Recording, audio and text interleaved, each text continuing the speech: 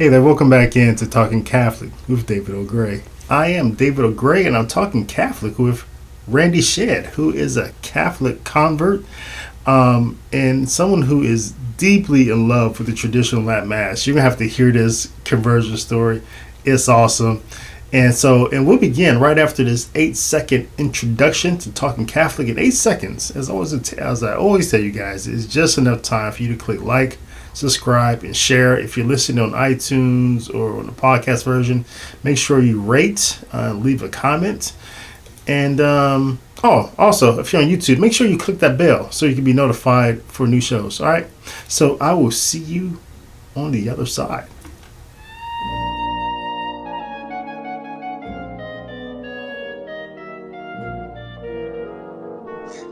Hey, Randy Shedd, welcome back. Welcome into Talking Catholic. How's it going?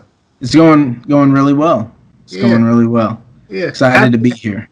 Yeah, I'm happy to have you here. We've been knowing each other online for a number of years, and so I've always been familiar with your story. We've dialogued a little bit, so I thought now was a great opportunity to have you on the show, and we could introduce you to some of the people who you dialogue with on my Facebook page, and introduce you to my audience and everything. So I know they're gonna like you, and I know this your conversion story they're really gonna get something out of. So yeah, welcome in, man.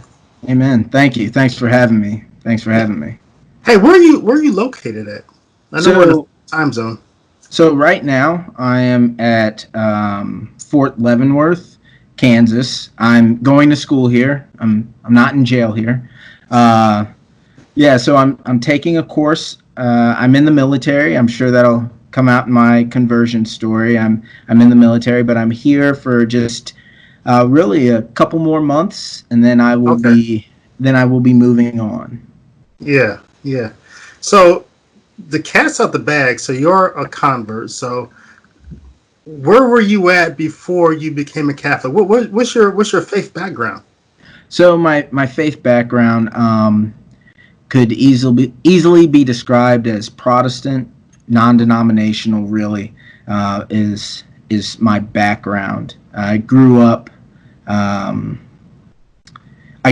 a small town, a medium-sized town in Missouri, about an hour away from St. Louis, and I went to a wonderful, beautiful church down there. First Christian Church. I think it's now called Green Tree Christian Church, because they moved locations. But yeah, so really it was non-denominational, Bible believing, right? That would be a term that they would use to describe themselves. Bible believing Christians. So that's my background. Yeah. So your parents, that was just the church you grew up in, that was their denomination? Yes, so both my parents are Christians. My dad was I believe they called them elders there in the church. My mom, she worked with Sunday school, she worked with some of the youth ministries. For a time I even played, I think it was the bongos in the praise and worship band. I was deeply involved with the youth ministry. Went to different, what would you call it? Different Christian summer camps and all like that. So that would be my background. Yeah, I mean, who were you as a kid growing up in the faith? Would you say that, as Protestants would say, were you saved? Did you have a moment of when you had a personal encounter with Jesus Christ? Yeah, so for a lot of Protestant denominations, as we know, there is that moment where you accept Christ as your personal Lord and Savior, and in doing so, one of the follow-on actions is that you are baptized. Okay. So, unlike Catholicism and some, I don't necessarily want to use the term, but high church Protestant denominations where they baptize the child as a baby. My faith background was that this is a personal decision that you will make, and then you will, and then you get baptized. I did that at around the age of 7. So at the age of 7 is when I was baptized. I was baptized in Darmstadt, Germany. So wow. yeah, so my dad was, both my parents were civilians who worked for the military. So for the first few years of my life, I lived in Italy for about 2.5 years, and then Germany for 3.5 years. And during that time, when I lived in Germany, that's when I accepted Christ. So Okay. yes. Yeah, that's very interesting. Siblings? Do you have like a lot of siblings, or So I have one sister. I have Okay. one sister. Yep. All right. Yeah. Awesome. So, wow. So you're over in Germany. You're getting baptized, and you're baptized in the triune in formula. Yeah, Trinitarian formula, and Yeah. in the name of the Father and of the Son and of the Holy Ghost. Um, Valid baptism, right? So, Yeah. definitely, like I said, I was raised non-denominational. They definitely believed in the Trinity. Okay. So all those things. Yeah. Yeah. Yeah. So you're moving along. You're at some point in time. I guess you guys come back to the United States. You're a teenager, and is that how it works? Okay. Yeah. I mean, who? So in the fourth grade, we moved back to we moved back to the United States. We moved back to the town where essentially I call home, or Okay. where I grew up. And I spent the next between fourth grade and when I graduated. That's where I was raised. I Yeah. have extended family actually that lives in St. Louis and that Okay. lives in Kansas City. So those were two of the places that I would frequent on holidays. Um, the best barbecue in the world was at my great uncle's house there in St. Louis. I still Yeah. remember those good times and that good food. But Yeah. yeah, That's awesome. So who are you as a teenager? Though? Are you so on fire for the faith, or where so are you at there? so as a teenager, was I on fire for the faith? I would honestly say that at times it ebbed and flowed. It was very, as opposed to being a very disciplined approach. It was very emotive, shall we say? Okay. So there were times where I was very deeply involved with my faith, with my church, and there were other times where I was very, very passive about it. I had a couple buddies who, um, in high school when I was I wouldn't say I was going down a very dark path, shall we say, but I wasn't living my faith. They reached out to me and they said, "Hey, it'd be good if you came back to youth group, if you came back to coming to the church and things like that." And I really appreciate what they did for me. That was probably around my junior year, the end of my Okay. junior year All right. of a high school. Um, I actually, one of these individuals was like, "Hey, you need to come back out to the football team and start doing that." So I played football my freshman year. I actually didn't play my sophomore or my junior year, and then my senior year, my good buddy was like, "Hey," he was one of the ones who told me to start really coming back to church. He was like, "Hey, and you know what? You should come play football." And that was honestly, um, a I would consider that one of the turning points in my Hmm. in my life, was coming back and just meeting a great, not really meeting, but starting to hang out with Yeah. with a great group of individuals Yeah. who were disciplined. I mean, if you're in mid Missouri doing two-a-days for football, the humidity there, I get it. Like, every state will claim that they have the toughest football program in the world. That humidity in Missouri is no joke. I think you know that. That Yeah. humidity in July, August timeframe, that's no joke. And that really gave me last shot of discipline that I needed prior to moving on to college. Yeah. So I guess just kind of continuing with the story, I applied and was accepted to the United States Military Academy at West Point, what there in Right. West Point, New York. I applied to when I was in high school. I made decent grades, right? I made decent grades. I was involved with involved with football. I was involved with other things like student government for a time here. Floating in, floating out. Yeah. Somewhat involved with the newspaper. I was spread thin, but not too deep in a lot of different things. And I made decent grades. One of the things that at the end of high school, I said, I'm kind of tired of school. Yeah. I looked at my mom and said, hey, I think I'm going to join the military.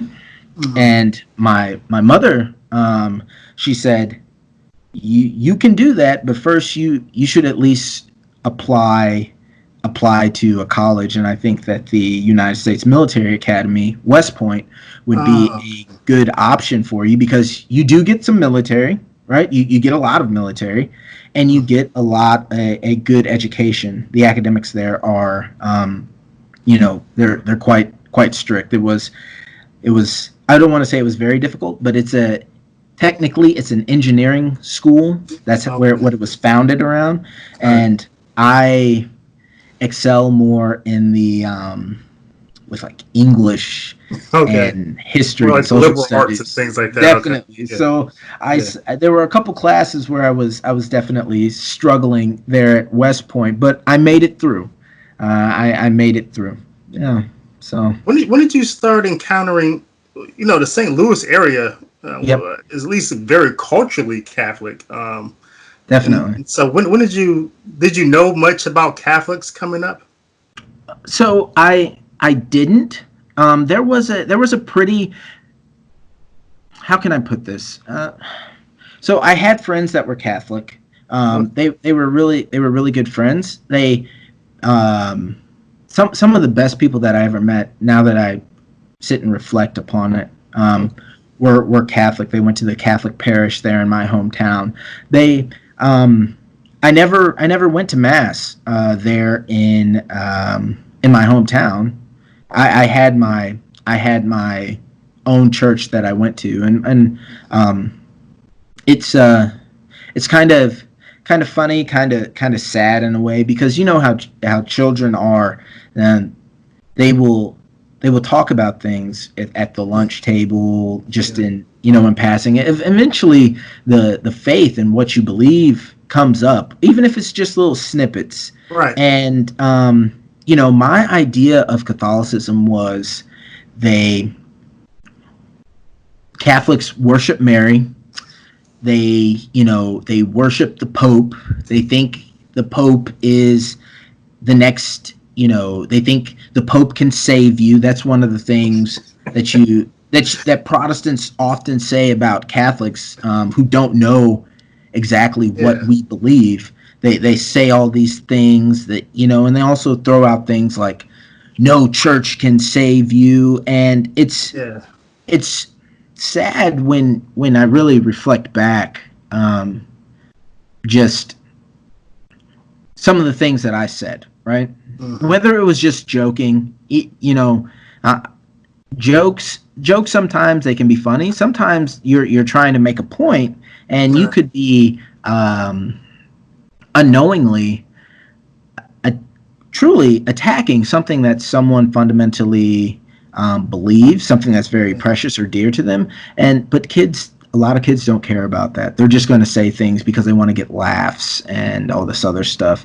And I know that there were times where I probably said some things to my Catholic friends. And if you happen to listen to this, I apologize because I'm here. So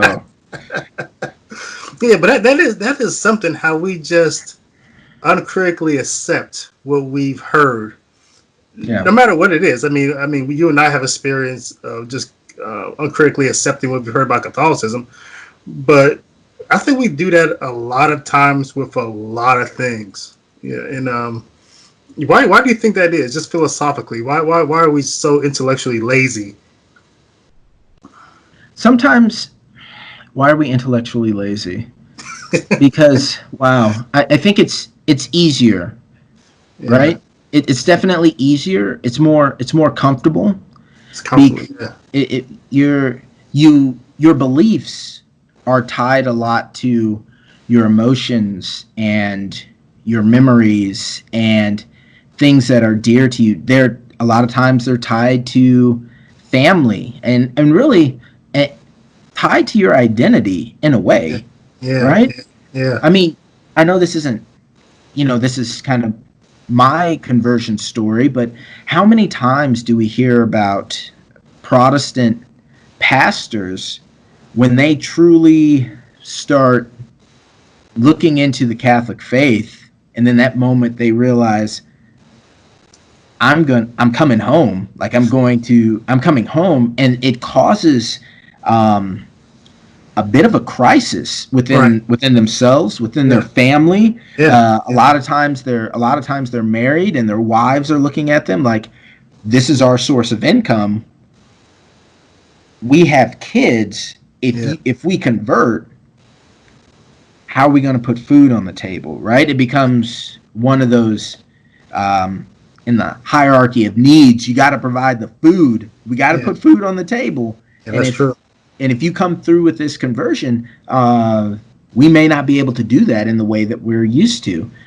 So I think that is why sometimes we are intellectually lazy, but also you could consider a lot of these things blind spots to people.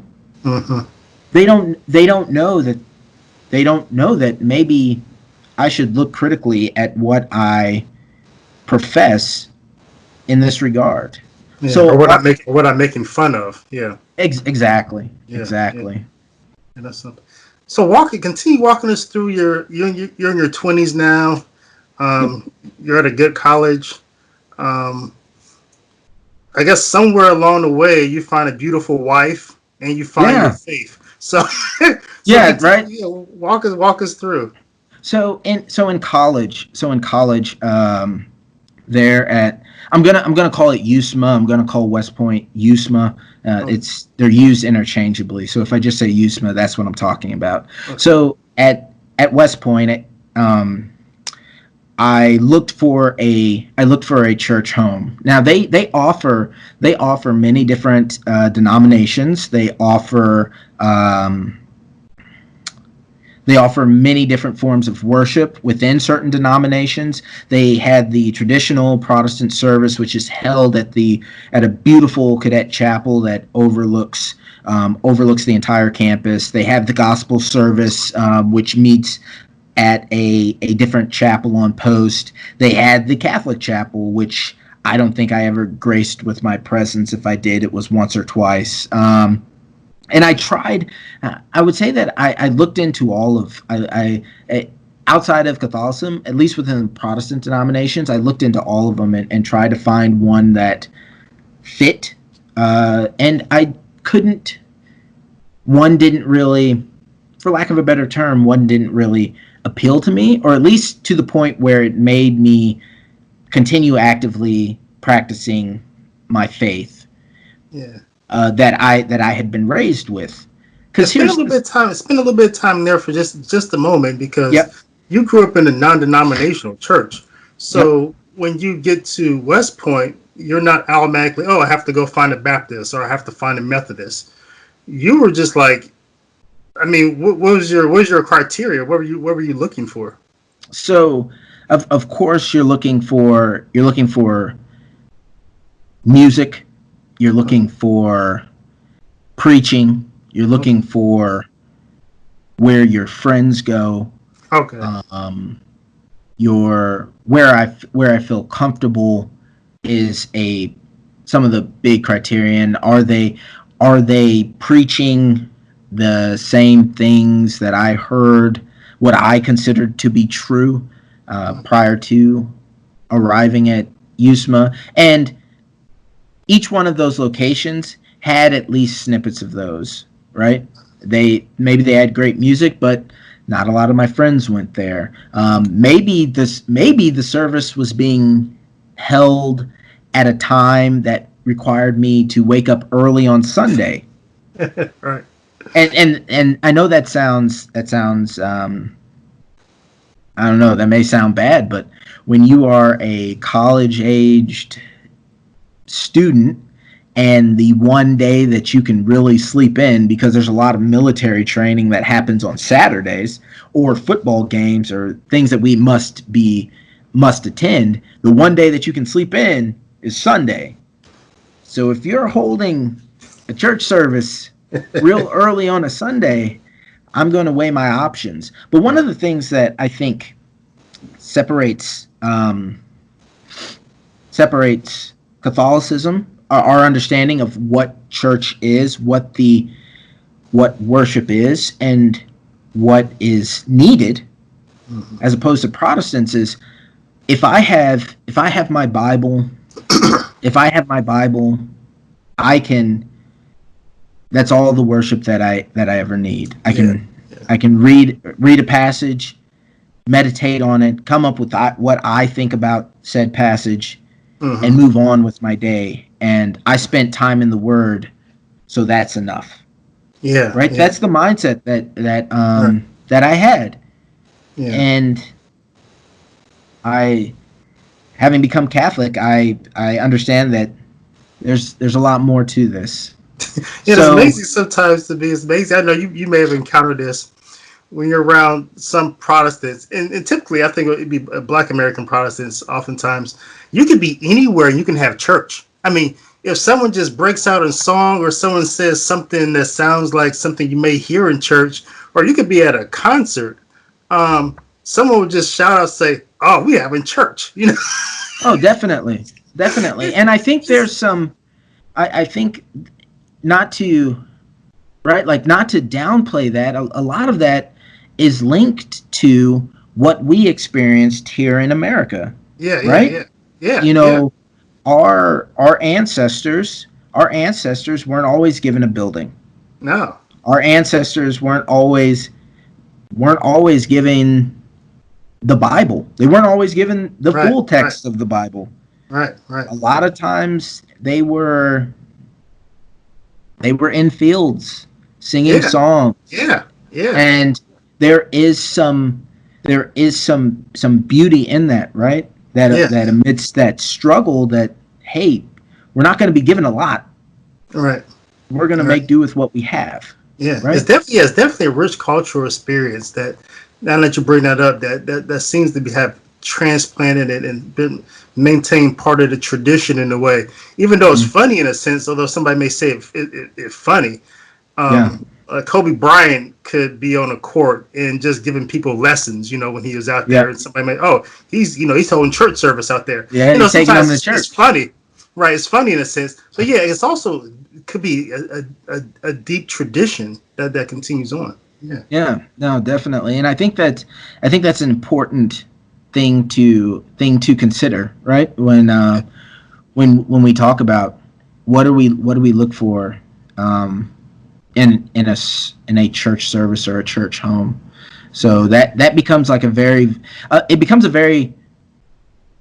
serious question that people consider. So kind of back to my story. So at West Point, like I said, I didn't really find a church home. I would still consider myself a Christian. There were occasions where I made it up to the cadet chapel for the service up there, but nothing that was really permanent that stuck throughout. Now, I graduated, I branched infantry, and one of my first stops was down at Fort Benning, Georgia. And before I started training as an infantry officer, for a time they had an intermediary course, whereas they brought in different branches from the Army at large, and they trained them all together. Basically establish a baseline between USMA, ROTC, OCS, different commissioning sources. Okay. And that is where I met my wife, Oh. my beautiful wife. So I met her there, and while I was there, she didn't give me the time of day. So yes, so I was a West Point graduate. I branched infantry. This training that we're doing right now was nothing compared to what I had done and what I was going to do when I began really training to be an infantryman. And that was kind of what floated through my head. And as you can tell, I was probably a little bit arrogant. My beautiful wife, who wasn't my wife at the time, she picked up on that, Uh-huh. and she did not give me the time of day for the entire time that I was in the course. Right, so Wow. we we graduated from that. She went to her follow-on training, and I went to my follow-on training, and probably about 6 to 8 months later, I I had graduated. She had graduated. She was at her first duty station. I was at mine. I Okay. randomly, um, I randomly sent her a text message, Okay. and we struck up a conversation. Yeah. One thing led to another. She probably just got tired of me and was like, the only way I can stop him from texting me is if I marry this guy, and going on 11 years now.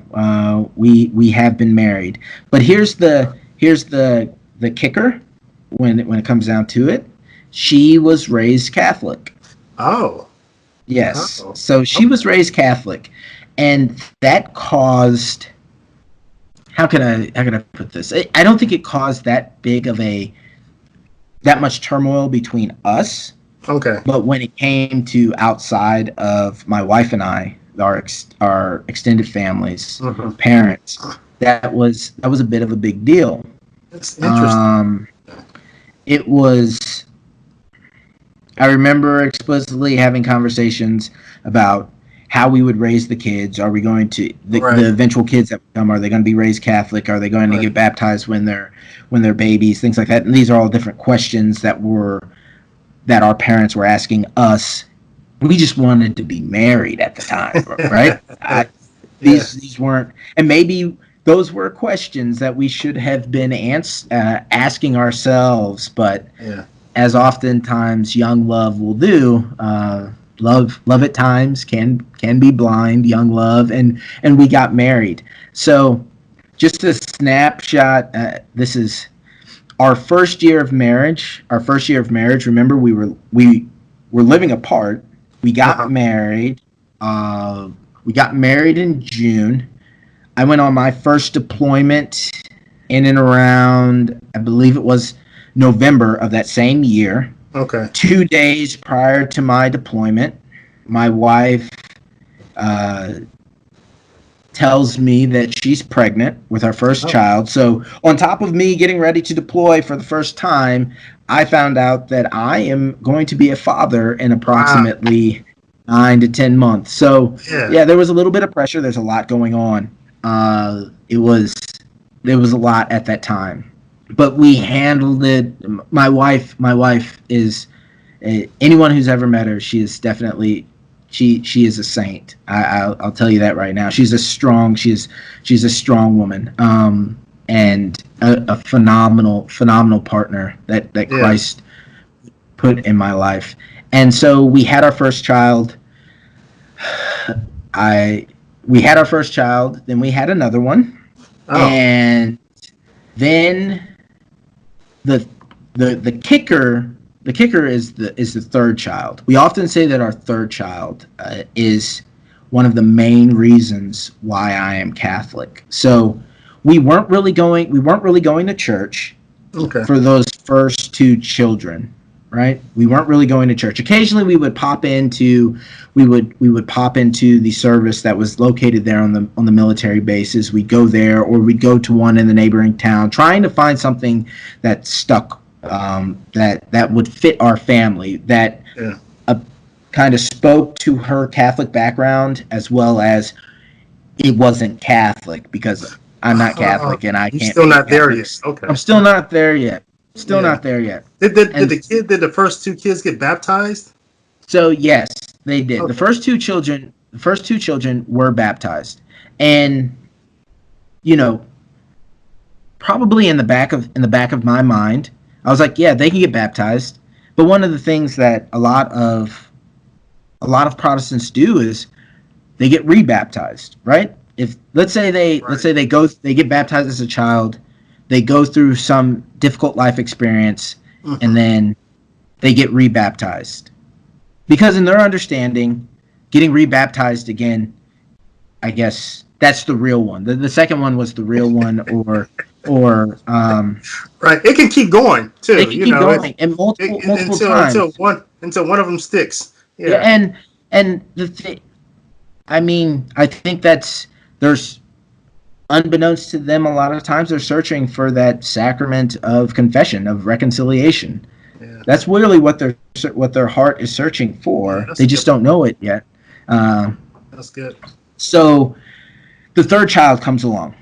The third child comes along. This is kind of moving towards my conversion story. The third child comes along. My mother-in-law. There's one thing. There's a couple things about my mother-in-law. She's 100% Scottish. I like to say this. She's 100% Scottish, and she is 100% Catholic. She is Catholic, right? Yeah. And remember those verbal bouts that I used to have with Catholics that I would always talk about? I used to have those with my mother-in-law, which I don't know why I did that. It probably wasn't the smartest thing to do, but we would have these verbal jousts about Catholicism and Protestantism. I would call her a Mary worshiper, and she actually never really said anything that bad to me. I think she was praying the rosary, and she was actually bringing in the big guns, right? So like I was just talking when she was putting in the real work, that silent work in the background, where I would just be running my mouth and she was just praying for me, which is a beautiful thing. Something that I need to do a better job of. Well, third child is born. My mother-in-law is there to help my wife with our third child, and my wife decides, hey, we're not going to any church regularly. You don't have to come, but I'm taking my kids to church, and I'm going to take them to the church that I was raised with because we're not going anywhere. So my wife bundled up, and granted, this is New York. We're back up in New York now. Oh. This is New York in the winter, snow on the ground. My wife, who just had a child, is bundling up all three children, taking them to the Catholic church there on post. And I remember saying that I'm not going. I'm going to stay home. Mm-hmm. So my wife heads out the door with all three children, and I recall looking at my dog, and my dog kind of looked at me. And I know dogs can't speak, but she gave me that look like you done messed up now, right? Seeing my wife, who just gave birth, carrying all three kids in a car, rolling down the hill in the snow to church. So the next Sunday, I told my wife that I'm gonna go to church with you. We're gonna sit in the back, so in case I need a break for it, I can do that quite easily. And it was a beautiful mass. And I remember the one thing that stuck out to me from that mass was the priest started talking about apostolic succession. Really? So this term is completely foreign. It's completely foreign to me. Like, what do the apostles have to do with the faith, right? What do the apostles have to do with the faith? But then when you hear that Jesus Christ taught his apostles, formed his apostles, and they became the first bishops in the church, and they were given the deposit of faith, and they took that deposit of faith and they turned around and they taught people. Mm-hmm. And the Holy Spirit guided and guarded those people who then took those teachings from Christ, turned around and handed it on. On down the line. Right. On down the line. to the present day. And when I heard that, it made too much sense. It Oh. made too much sense. Uh, Think about it. Think about it. It's not as if Jesus Christ took the King James Version Bible, chucked it at the masses, right? Chucked it at a bunch of people, said, "Figure it out. I'll be back." yeah. That's not what he did. That's Yeah. absolutely not what he did. What he did was he entrusted it to people. And these people were the apostles, and these apostles were the first bishops. Yeah. And then there was Saint Peter. Upon this rock I will build my church. And there's always this argument. This sticking point. Well, you have the Pope. You have the Pope. That was the constant argument that Protestants make, is like, you worship the Pope. We don't worship the Pope. The first, what did the first Pope do? The first Pope denied Christ, right? Right. Denied Christ. Right. He often was very emotional, shall we say? You could tell he was a little bit angry. He was a fisherman. Yeah. Anybody ever spend any time with fishermen? Like, that's the type of person. That was the first Pope that Christ chose. That was the first Pope. And now, all the way through history to the present day, that's who's sitting there in the Vatican. Right. Yeah. One successor after another. But that's a huge. But that would be a huge leap. I mean, I know you're hearing this at the Mass. You're hearing this about apostolic succession. But how do you are you really convinced at that point in time that, okay, there's a logical argument here about passing down the faith from one generation to the next, but the Catholic Church, were you ready at that point in time? I definitely wasn't ready. Okay. I definitely wasn't ready. And that's the thing that people, that's all grace, right? That's all grace working. So a lot of things in that about my conversion story, because it did happen quite quickly. As soon as I heard that, when I got home, I remember I ran up to my computer, and I just started actually looking at, what does the Catholic Church teach? Yeah. This apostolic succession, what does that mean? Why was I not allowed to receive Holy Communion? Oh, yeah. You know? Why was I not allowed to receive Holy Communion? What's so different about theirs? I mean, I know they distributed it a little differently than I was used to, the plastic cups and the right. and the wafer all in one tight little package. Yeah. Why is it so different, and why do they care so much? And what year is this when all this is going on? This happened in January of 2016. Okay. And I eventually came into the church Easter Vigil of 2016. Wow.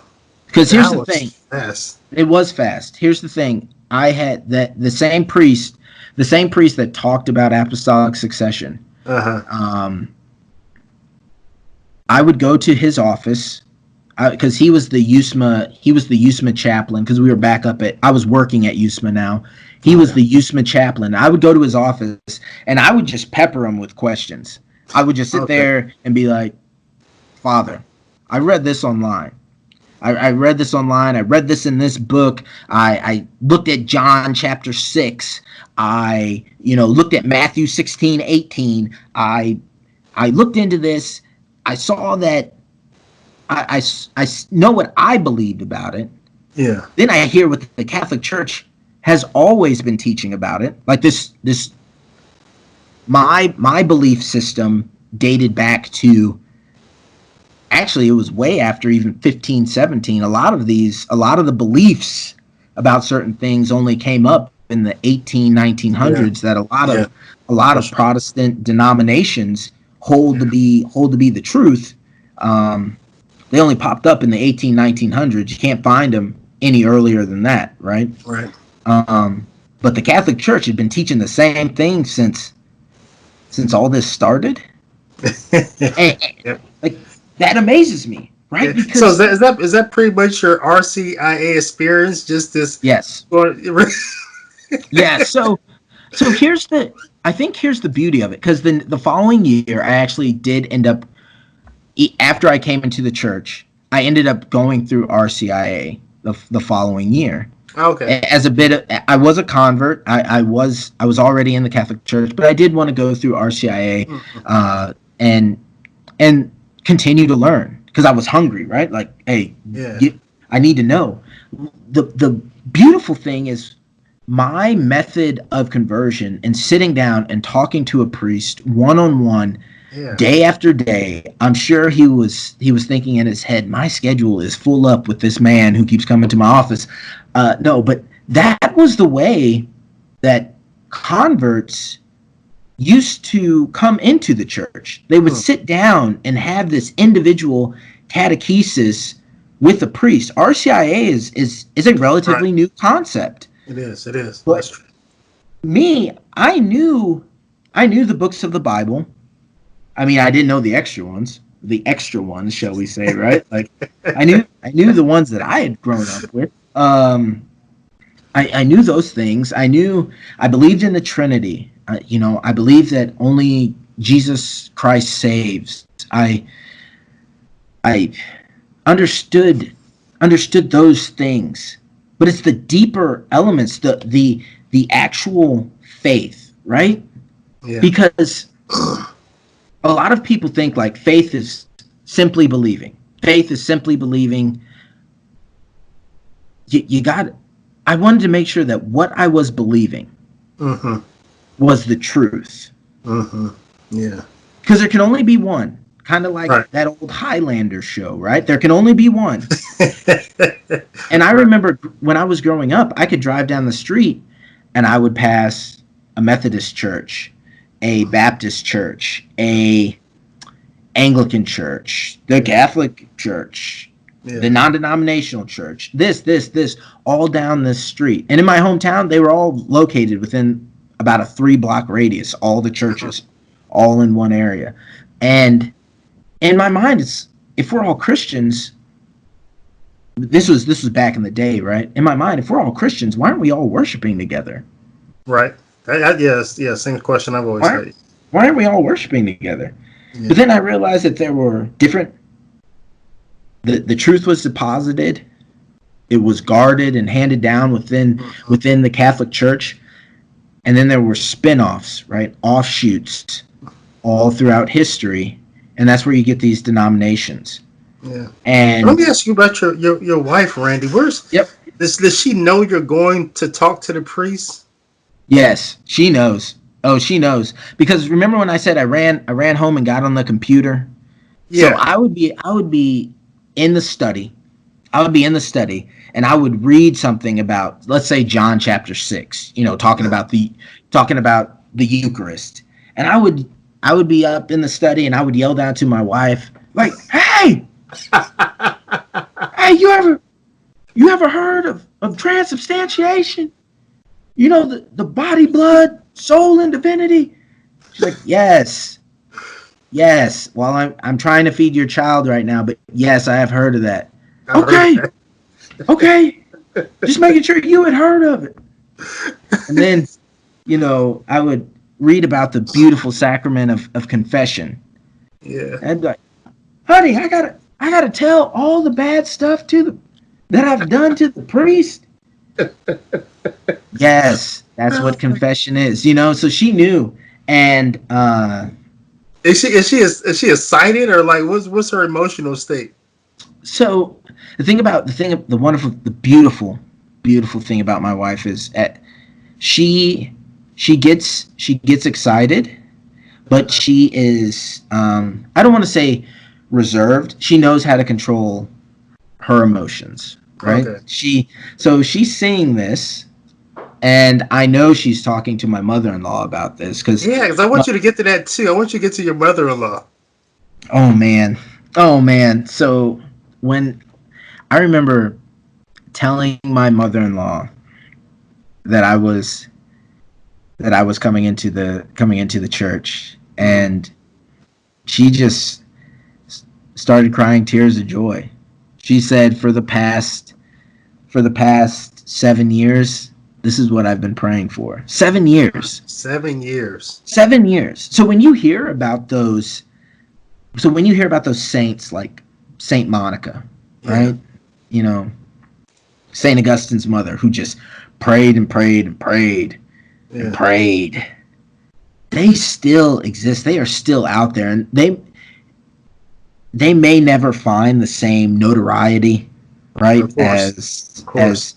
But there is a definite power. There is graces in those prayers. So if for the people who are listening, if you have somebody that you care for, that you love, which we all do, that either needs to come back to the Catholic faith, or that is searching, or everyone is searching in a way, pray and make sacrifices for them, right?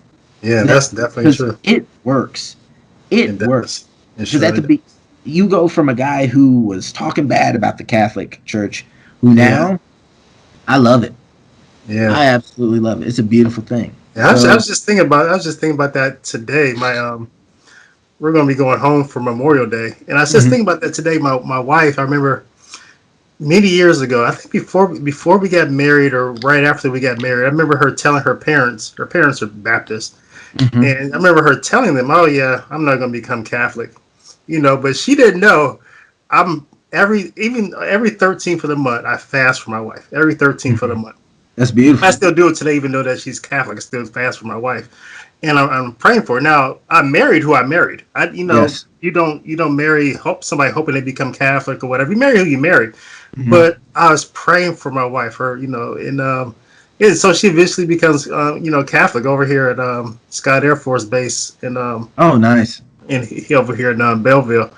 And so I'm a big believer in praying and sacrifice. So that's a beautiful story that your mother-in-law was praying for you. That is awesome. And she was there at the Easter Vigil, and I'm fairly certain that, I'll be honest, that night was a bit of a blur. It was a beautiful blur that night, because the Easter Vigil, that's the first time I experienced a Catholic Easter Vigil. It's beautiful with the lights off. It's dark. And it's amazing. It is amazing. We missed that this year, didn't we? Huh? We did. We did. Hey, let me ask you this. I don't know much about how you grew up as far as culturally, but when I came into the faith, I think you may have heard me say this. I had never heard of there being I didn't even know black people could be Catholics. I just didn't. And because when I was coming up, my friends who did go to Catholic school, they weren't Catholic. Their parents just sent them there, or they wanted because they're good schools. There. Yeah. So, but I had never known a black Catholic. Had you, or was that a struggle for you? Or tell me a little bit about that. I didn't know a black Catholic. I didn't know a black Catholic. That's the truth. I'm sure I may have met one. Yeah. But I didn't know. But even on military base, when you were going to mass, did you kind of like see any around, or? No. No, I did not. That's so funny. I think so. Occasionally, you would notice, say, a cadet, and a black cadet that would be attending mass. Okay.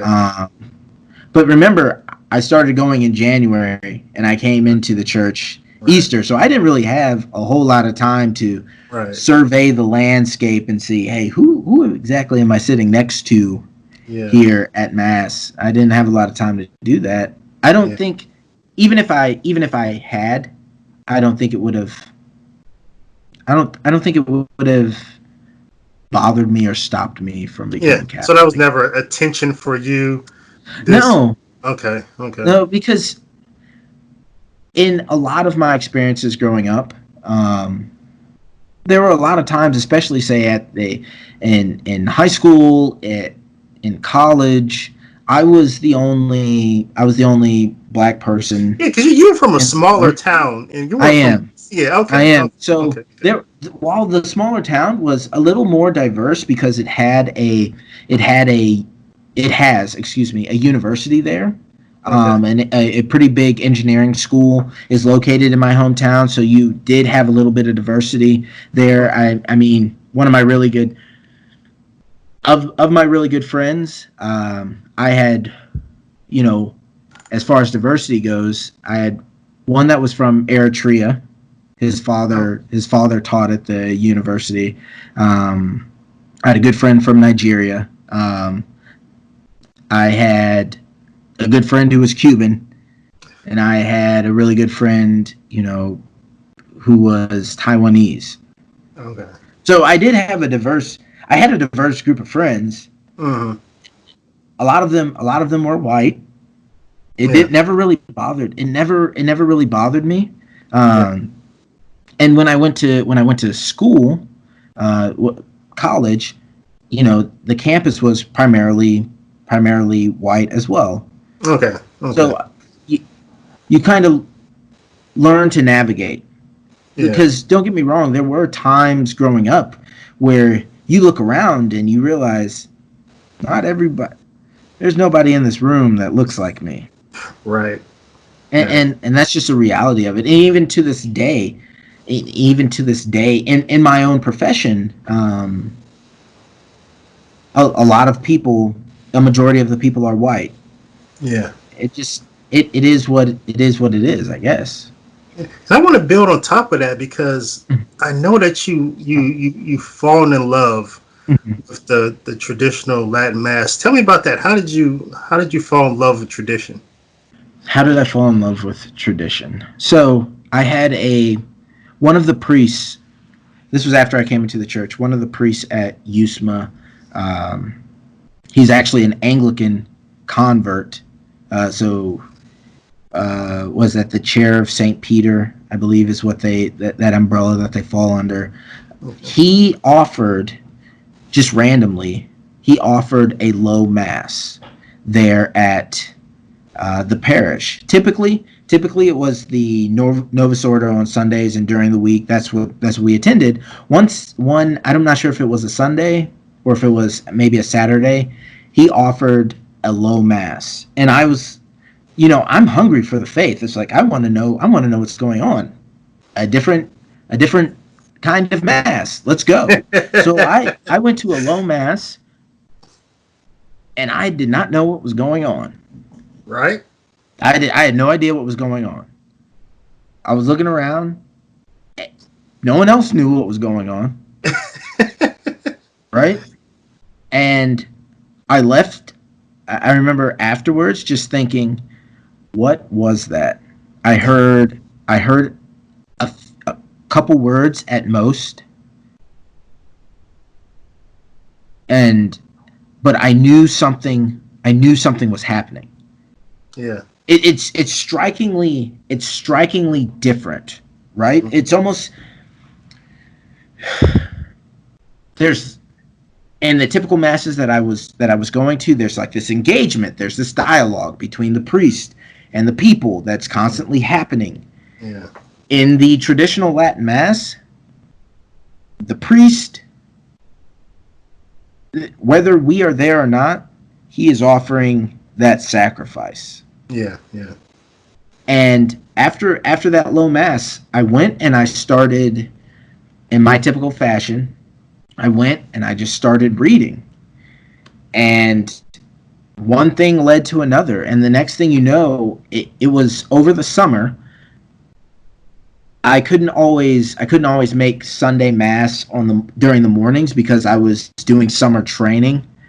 So that would sometimes spill over into Sunday morning. So I would try and catch mass later on in the day. Well, I'm in New York, so I would often get on my phone, find, hey, who's offering a traditional Latin mass at some random obscure time, right? Because there was Because an app for that, right? there's an app for that, but also just, I mean, Google. Google was a good Really? Okay. search engine. It's like a traditional Latin mass, New York, Hudson Okay. Valley, and then I would find one, and it would be 30 minutes away. And on Sundays when I couldn't make my home parish, I would travel there, and I would go. My wife would take the kids to the normal Sunday, our normal routine. Sunday, go to mass at the regular parish that we went to there on Post. Beautiful, beautiful parish. And I would, because I was out doing summer training, I would sneak away and go to the traditional Latin Mass at 3 p.m., right? Because a lot of parishes that offer the traditional Latin Mass, if they do both, the traditional Latin Mass is oftentimes in the afternoon at a Okay. weird, obscure time. But it Okay. just so happened to fit with my schedule over the summer.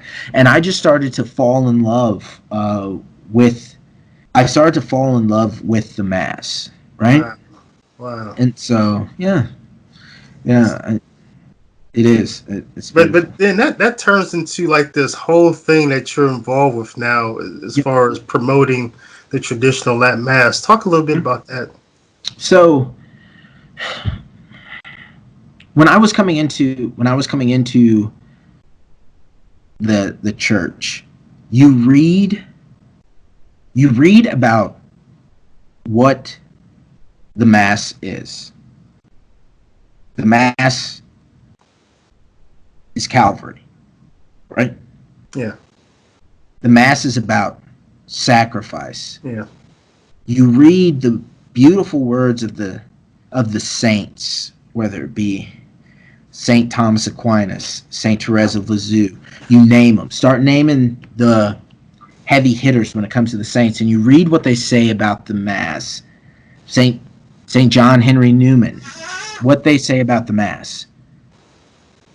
The form of Mass that they are talking about Yeah.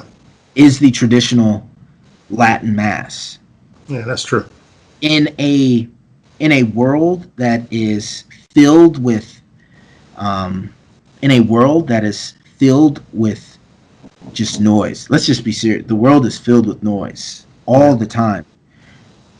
When you walk into when you walk into a parish that even before it starts offering the traditional Latin Mass, there is a silence, there is a reverence, there is a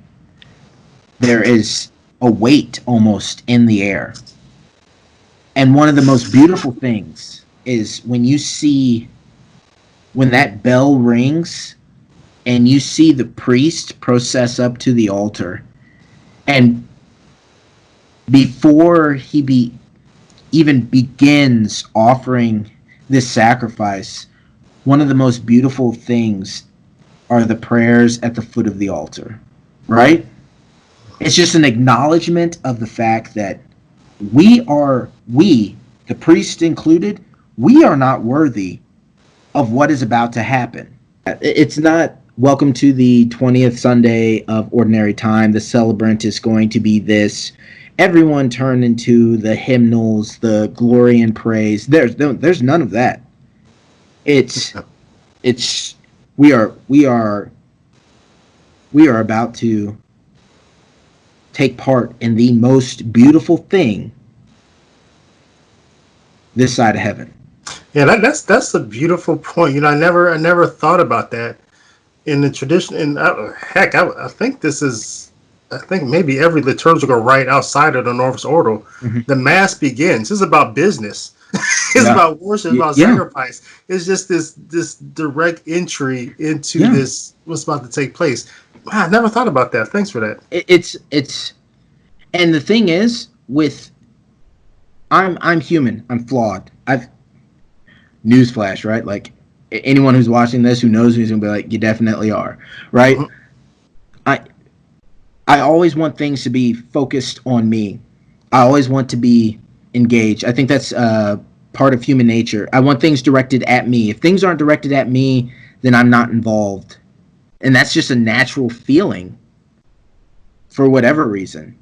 Yeah. In the traditional Latin Mass, good, bad, good. It's good. The priest is focused on what he is about to do. If you're there, if you're not there, He's offering this sacrifice. Yeah. He is performing the most solemn act there is. Yeah. I mean, there is something beautiful to that. And here's when it comes to, if you take Latin, that seems to be a major hang up for people. It is. You know, It is. That's true. Latin.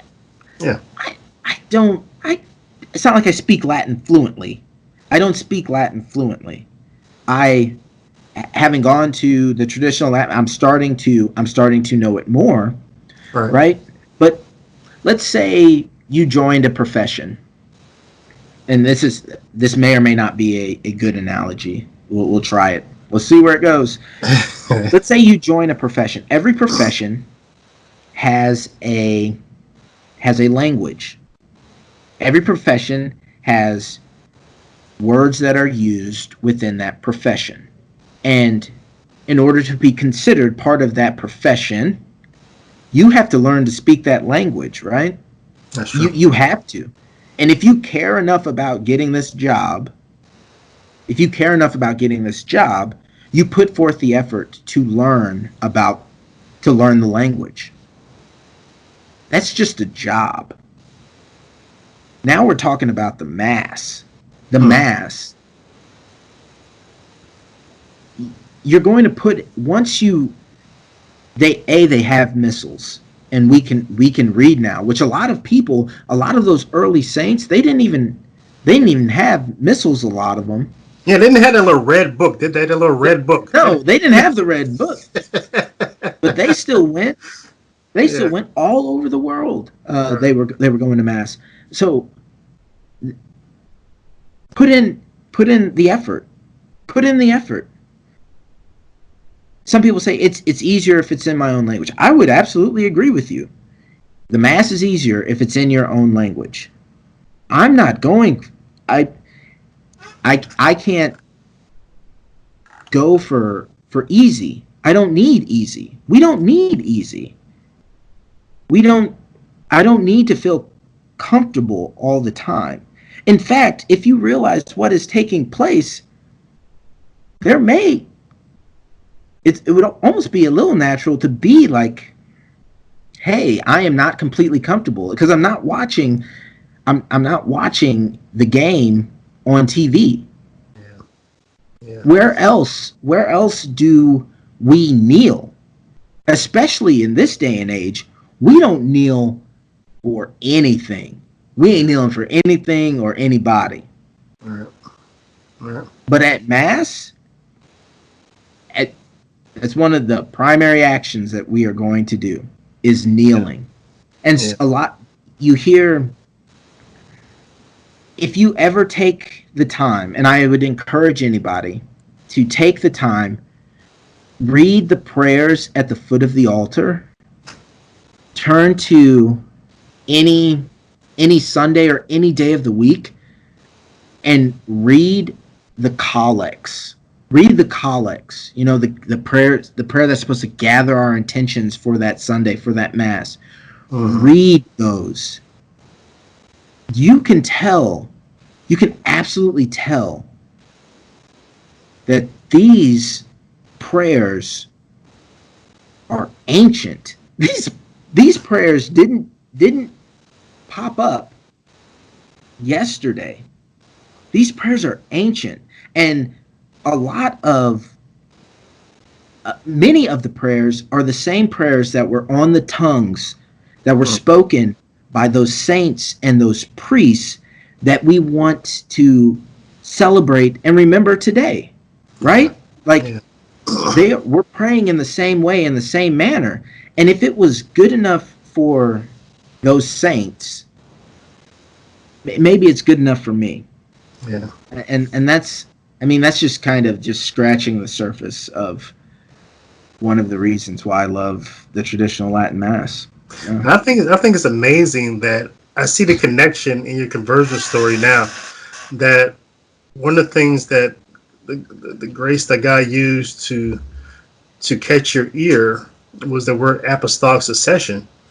And that's the traditions of the church and everything that we believe, the positive faith being handed down from one generation to the next.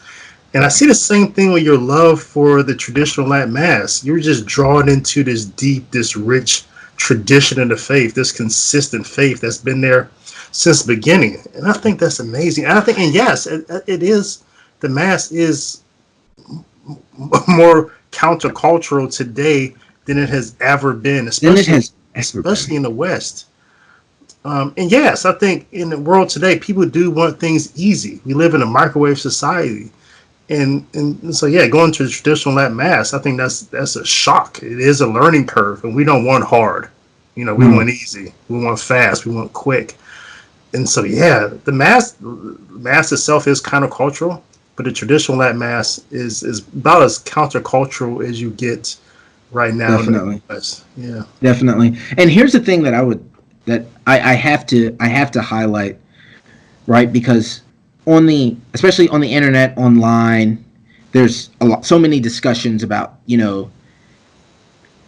traditional Latin Mass. They think they're more pious. They think they're more holy. They think they're this, that, or the other. They don't care about community. They don't care about. I I have had, I have had just enough of the infighting within, Yeah.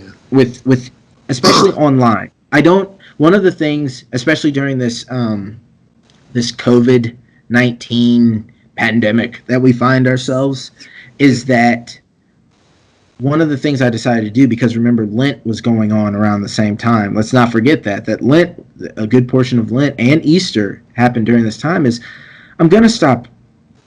I'm going to stop arguing. I'm going to stop arguing. I've found a lot of beautiful quotes by saints that talked about, you can have the truth, but if you don't deliver it with charity, it's not worth anything. Mhm. Truth and charity have to go hand in hand. They have to go hand in hand. Yeah. If my love for the traditional Latin Mass is rooted in this love of beauty, this love of truth, this love of goodness, because especially in older times when the Catholic faith was taken out into the world, it rode on the backs of the traditional Latin Mass. They took them the traditional Latin Mass, and there was a beauty. There's an absolute beauty to that. So when I talk about it online, I may disagree with someone with what someone says about the Mass, or about, even Catholicism in general, between Catholics nowadays. Let's be serious. True. Share the truth with love, and remember what we talked about earlier. Pray and make sacrifices. Hmm. If you're spending more time, and this is something that I had to come to grips with, right? I had to come to grips with. If I'm spending more time arguing on the internet than I am about praying for the conversions of people, I am in the wrong. I am in the wrong. Yeah, I see what you're saying. Just as much, if not more so, than them.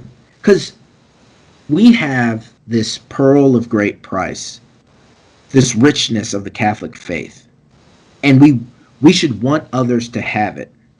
Now, if you have this pearl of great price, this beautiful thing, you're not going to beat them over the head with it so that they get it. No, you are going to lovingly share this with them. If and that just goes for so many things. So many things right now is pray. If you're arguing online more than you are praying for people, you're in the wrong. And I will be completely honest, I was in the wrong. So But I yeah, never, and you've been on, my Facebook page. But I never took you as someone who I like to call liturgical elitist. And I never got that from you. You always seem to just have a love of the traditional Latin Mass, and an uncompromising love at that. But I never got from you as one of those people who were like, like Protestants. Some of them are King James only, oh uh, yeah. Bible only. I never got you as a traditional Latin rite only, and people who go to Novus Order are going to hell. I never got that from you. I would first of all, First of all, I would never say that. I would absolutely never say that because I mean, mercy. Right. Like here's my take on it. Right, a lot of people don't know. A lot of people don't know what that. How can I put this? The traditional Latin Mass, it was not easy. It was definitely not easy to make the shift from attending the Novus Ordo to attending the traditional Latin Mass, especially when I started bringing my four children, right? Yeah, It they're wasn't young easy. too, aren't they? They're Yeah, the oldest is 9, the youngest is 1, and then I have one on the way. So he will be here in September. So yeah, congratulations. thank you. I appreciate it. I appreciate it. They just keep coming. No, so it wasn't easy when we started going to the traditional Latin Mass because it's radically different than what my children had experienced up until that time. It's absolutely different. But I remember and I recall my my oldest son, my oldest son, he looked at me and he said, "This is beautiful. Wow. This is beautiful." He he had never said that before. My wife, who was raised, right, going to the Novus Ordo, that was probably a harder conversion, if you will, or transition than it was for the children. For some of my children, they've probably now been to more masses in the traditional Latin Mass than the Novus Ordo. For my wife, I remember it was a definite struggle for her. I, we have all these kids. B, it's in a different language. C, one of the beautiful things is they aren't slowing down for you. That's one of the beautiful things about the traditional Latin Mass is it's not linear, right? Like Hmm. the priest is going to continue to do what he does at the altar. The choir will be singing, things will be happening, and it will continue. And it's very it's not linear. If there's a silence in there, it's the priest will continue to do what he's doing on the altar, but that silence is natural and it is sacred and built in Mm. to the mass itself. Yeah. Um, and that was some of those things were very difficult for my wife. Like she asked, what is happening right now? She would ask that. She's like, I remember she came out of the first time and she's like, I don't know what was going on. And it took work. Remember, I go back, I get online, I start looking stuff up, I start getting different books. Um, it, the Red Book is good, but there's other books out there that will teach you about the traditional Latin Mass. And one of the beautiful things is there's so much symbolism in the traditional Latin Mass, from Mm. where the priest stands to the way that he turns to the number of times that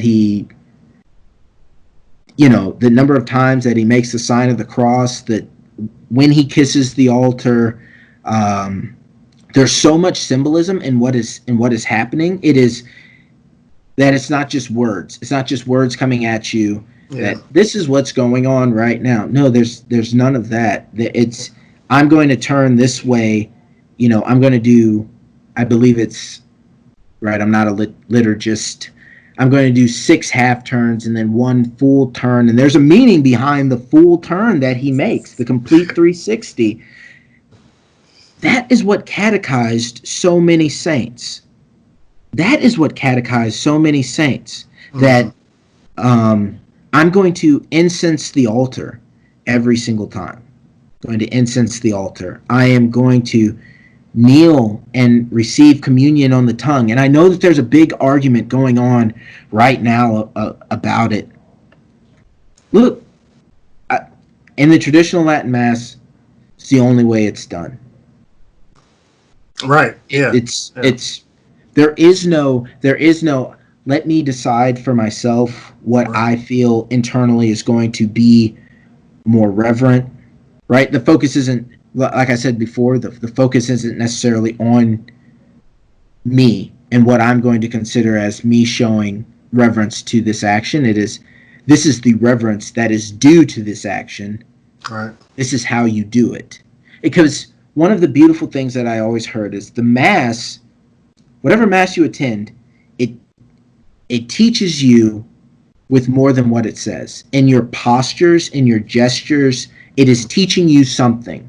And that's just going through life, right? Like I'm in the military. I'm in the military. If a higher ranking officer enters the room, I immediately stand up. Period. I immediately stand up and I call said room to attention. When when the I'm in at mass, when the King of Kings and Lord of Lords is there on the altar, every knee shall bow. Mm-hmm.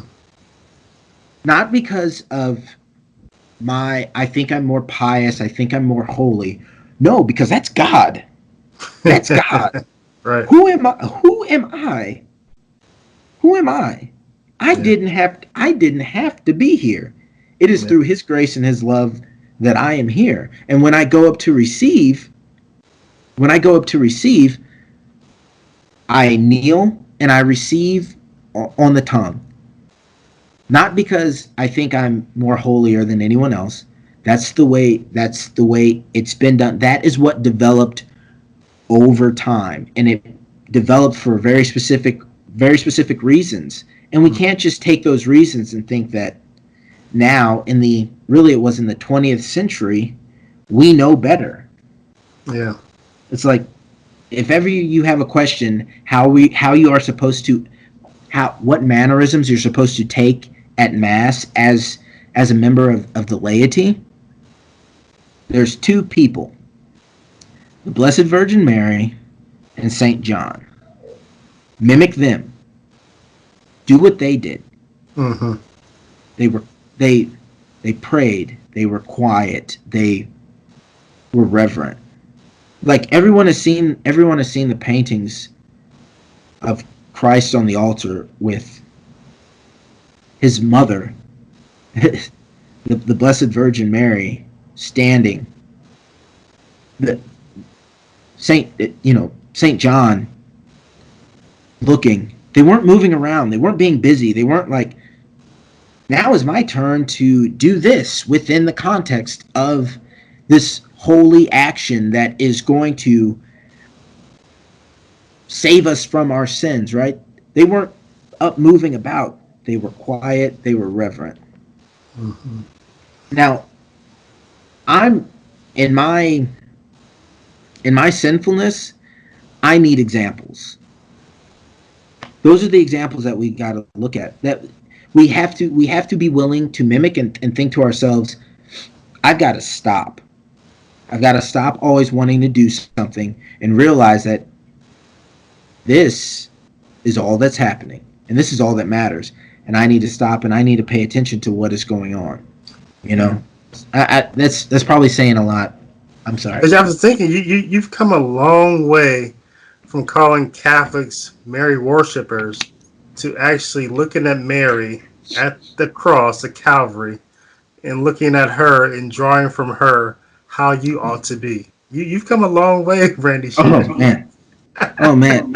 And I'm sure somebody's going to hear this, and Jesus Christ was fully God and fully human, right? What do we call that? The hypostatic union. Hypostatic. He is fully God, he is fully God and fully man. Yeah. What man is going to let you talk about his mother? Like what? I'm just saying. So when people say, I'm not going to look at my own mother, I'm not going to look at my own mother and say she was just a vessel. So you're going to turn around and look at the Mother of God and say, she was just a vessel, or she's not important? Yeah, yeah, yeah. Like, Imagine that. that don't work. Imagine that. Like, if he wasn't, because he is, Jesus Christ is perfect. If he wasn't perfect, Oh he'd be yeah, ready to throw hands, right? yeah, Like yeah, that's yeah, that's the yeah. next step. You start Yeah, insulting yeah. somebody's mom. Them fighting words. That's Oh true. yeah, yeah. But yeah. But Randy, shit, thanks for coming on to Talking Catholic and sharing your story, man. I know so many people are going to enjoy this, and they're going to see what I just saw. A man deeply in love with his faith, and who has God is blessed with a beautiful Definitely. family, and all you guys are you're just really doing your thing. I'm so happy for you. Thank And you. Thanks for having me. yeah, and you know where I'm at here in the greater St. Louis area. So Oh next yeah, time, you're home, we got to get together. for sure. My parents actually live in St. Louis now, so I'll be Oh up yeah. there. All I'll be right. up there. There's a an Institute of Christ the King. There's the oratories up there. I The believe it's oratory. St. We were just at the oratory going to confession. So Oh, yeah. beautiful, beautiful. Yeah. We'll have to go together on that Sunday Yeah, for sure. for sure. All right. All God right, brother. bless. Talk to you Thank soon. you. Yep. That says, fool me once, shame on you. Shame on you. Fool me, we can't get fooled again.